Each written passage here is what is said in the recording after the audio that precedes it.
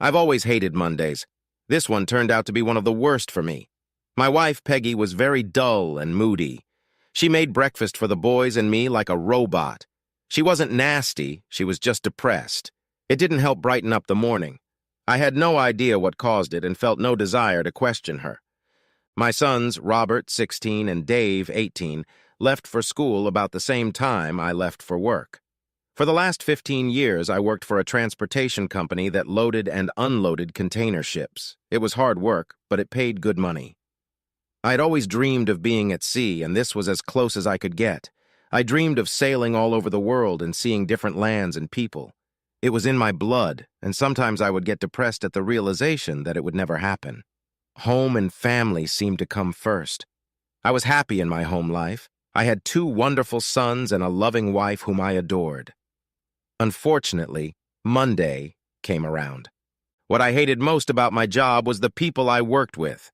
Colin Farrell was the most obnoxious guy in the world, and he had 3 buddies who were always hanging around: Bob Timbers, Ray Collins, and Freddie Springer.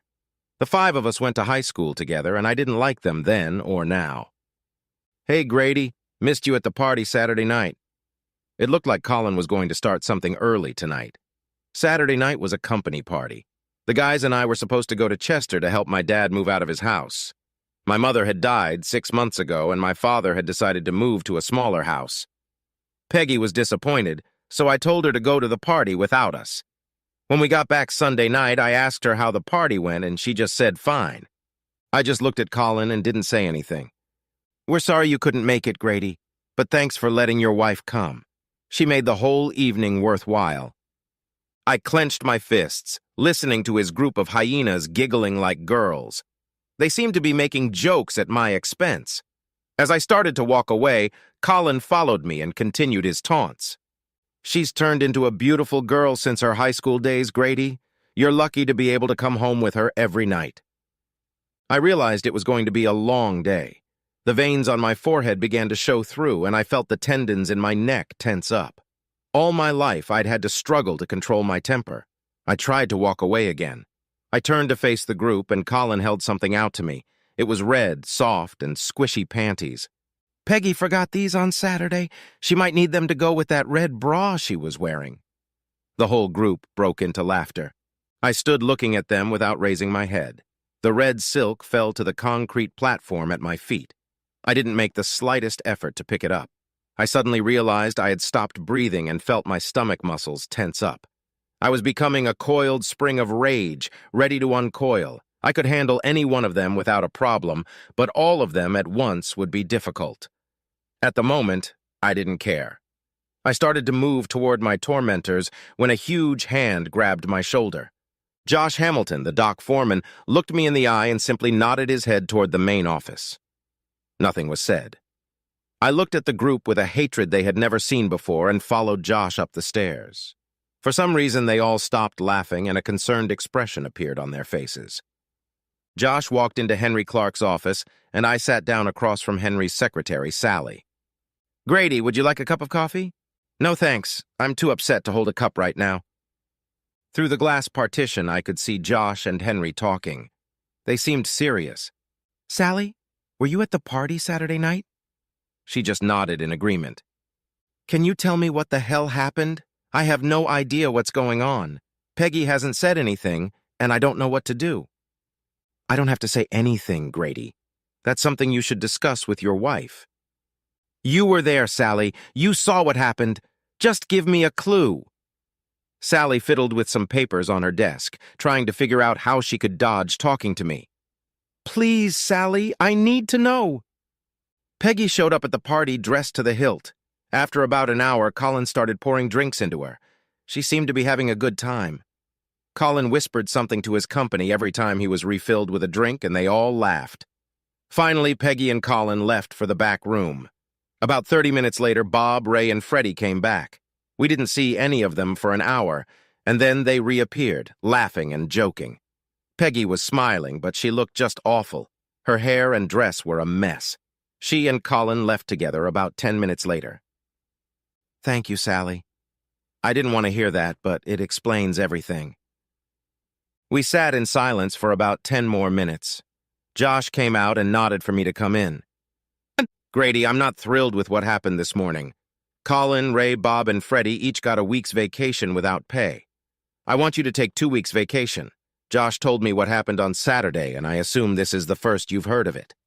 I can't afford to keep someone in the hospital. I don't believe this is your fault, but I expect you to get this sorted out before you get back. I'll do everything in my power to help you get through this. Just ask. Now get out of here. I nodded to Henry and thanked Sally again, walking out of the office. Colin and his guys were nowhere to be found as I walked towards the parking lot. I left my panties on the dock. I didn't go home. I drove north, looking for a safe haven where I could lose myself. I had plenty of time to think about the past and the present. Peggy and I went to high school together. She was large, fat, scruffy, and not at all what one would call attractive. She didn't know how to groom herself or put on makeup. Her hair always looked like crap. She didn't belong to any hangouts and was basically a social outcast. Of course, that's what attracted me to her. I was 6 feet 3 inches tall and weighed about 300 pounds. I was large, but at the same time clumsy, shy, and unremarkable. I was too clumsy to play sports. Colin Farrell was the complete opposite. He was good-looking, well-spoken, and athletically built. I know it sounds silly, but there were rumors that girls tried to get Colin to ask them out so he could touch their cherries. He didn't have a steady girlfriend, but he was never without a date. I hated that guy. He bragged about his adventures, and the girls didn't seem to mind, all except Peggy. Peggy tried to get Colin to ask her out. She wanted to be able to say that she had had him first. Colin not only turned her down, but he told the whole school about it. He said that he only sleeps with girls, and he wasn't going to stoop so low as to screw a pig. The kids at school laughed it off, but Peggy was crushed. I saw it as a chance to move in with her. Since I had no idea how to woo a girl, I just started acting friendly. Pretty soon we became close, and by graduation we were a couple. I was the only one she was attracted to. After graduation, I got a job as a laborer at a construction site. After a few years, my fat disappeared, and I was all muscle and tendons. I was strong and coordinated. I was pleased to no longer be a walking joke. A year later, Peggy and I were married. Robert and Dave were born very close to each other, and Peggy started working out at a neighborhood gym shortly afterward. The transformation was amazing. Somewhere along the way, she learned how to fix her hair, apply just the right amount of makeup, and dress for going out. She looked good, and I was proud to have her as my wife. I loved her when she was a frog, and my reward was a princess. When I got the job on the loading dock, our whole lives changed for the better, right up until today. The A14 highway turned into the A1, and I continued to rack up the miles. I knew where I was going, and it was only a matter of time before I got there. I thought about my 2 sons. They came from a strong family, and they were showing it. We were making sure both were active so they wouldn't turn into lumps like us. Dave was 2 inches taller than Robert and a little slimmer. Robert had big arms and large hands. Both of them were in good physical shape and could take care of themselves. We taught them restraint and the importance of not being a bully. Both had the same goal of going to sea. I guess it was in the blood. I promised I would help them with anything they wanted to do. Peggy was a good mother and a great wife. She kept the house in order and didn't spend money on frivolous things. We had a great sex life, or so it seemed to me. We had fun when we had sex, and I was quite happy with that part of our lives. I found myself on the M6 highway, continuing to wind up the kilometers. The shadows were getting long, and I hoped to make it before dark. It was a 7-hour drive to Port Patrick, but it was the only place I wanted to be at the moment. I kept looking for the A75 highway, and finally found it at sunset. There were plenty of parking spaces outside the Duke's Duck at this time of year. I gave my keys to the barman and asked to rent a room for the week. I had no luggage, no change of clothes, and no razor, but I didn't care. He took the room key off the hook, gave it to me, and hung the car keys in the same place. I grabbed a pint of beer and sat down in the far corner. The streetlight filtered through the amber bottle glass in the window by my head. It was time to distract myself and forget about the world. I woke up late in my room in the mornings. I vaguely remembered how I got there. Usually one of the local regulars would help me up the stairs and lower me onto the bed. I never got under the sheets. I splashed water on my face and showered a couple times. I had to put the same clothes back on, so the shower didn't really help with the smell. I was growing a fierce beard. I never let my facial hair grow, and it was a little unnerving to see it in the state I was in. Every couple days, they would check my credit card to keep the account up to date. I'd been wallowing in self-pity for a while now, and I was starting to get sick of it. I was sitting there, staring glassily at the dartboard for the 1,000th time, when two uniformed men walked in. I watched them without looking at them. They talked to the bartender for a bit, and the bartender nodded in my direction. He also pointed to my keys on the wall behind him. I assumed they were looking for me. I was amazed at my own cleverness. They didn't even try to talk to me. They just poured coffee into me for the next 2 hours.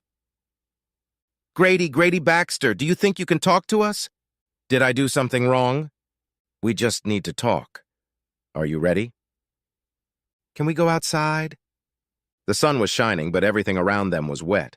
The cobblestones in the street in front of the pub were slippery, and I took my time walking to the embankment. The whole street was going downhill, and I was still feeling a little groggy. The cool air filled my lungs. I don't smoke, but the air inside was so thick, the result was the same. I leaned against the granite seawall and threw up. It was mostly liquid because I hadn't eaten solid food for the past few days. My head began to clear, and so did my eyes. My companions waited patiently for me to come to my senses. I was beginning to feel obligated for giving them so much trouble. The bench I was sitting on was wet, but I didn't care. What can I do for you, gentlemen? First, we've been trying to find you since you've been missing for 10 days. Secondly, we are trying to find Colin Farrell, and we're hoping you might be able to help us. Well, you found me, so that part of the problem is solved. I haven't seen Colin Farrell since the day I got here. I assume the bartender has already informed you that I haven't left the hotel since I checked in. I have no idea where Colin is, but I think I'll look for him when I get home. I chatted with them for another hour or so. They had nothing to charge me, and after they discovered I was safe, they seemed only interested in talking about Colin. They found me thinking it was a credit card charge. I'll remember to not make that mistake again if it ever arises. I walked down the hill and bought fresh clothes and a toothbrush. I decided that I would keep the beard for a while, even though it looked like shit. After taking a shower, I paid the bill and headed home. On the way, I stopped about 4 times. Twice, I grabbed a bite to eat, but mostly I just tried to delay my arrival time. Nothing pleasant or joyful awaited me at home, but I wanted to see my boys. She was sitting on the couch. There was only one light on in the living room. She looked at me with her hands folded in her lap, afraid to move. It looked like she was crying, but in the dim light it was hard to be sure. I went to get a beer, but the thought of it made me a little queasy, so I got a Coke. I sat down in the chair across from her and waited to see what she had to say.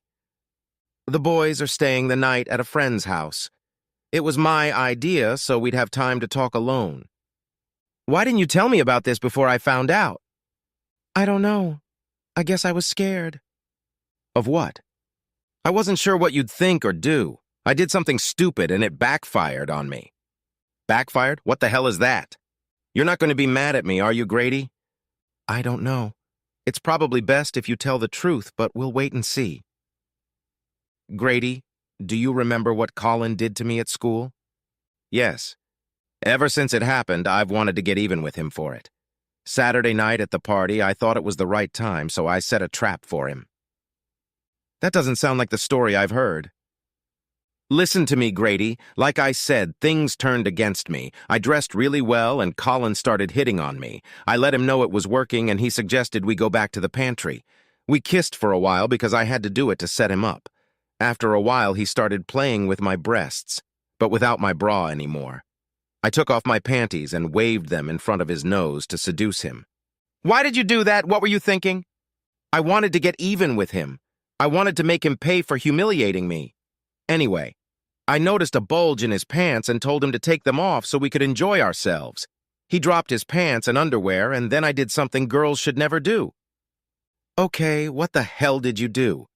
I pointed at his junk and started laughing. I told him it was a pathetic semblance and that there was no way I was going to let some body with such a tiny weenie have me.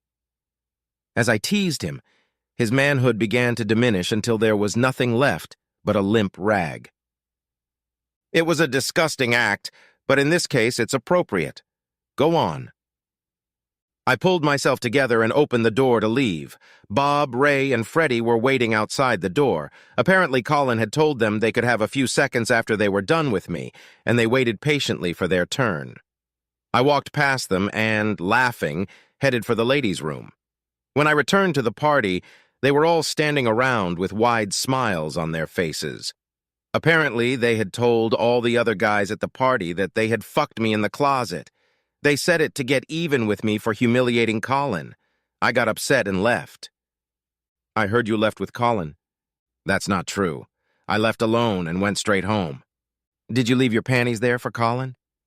No, I just forgot them when I left. Why didn't you tell me? After they turned everything over, I got scared. I didn't know what to tell you. And you let me figure it out on my own in front of all my fellow officers. I felt like a fool, a cuckold.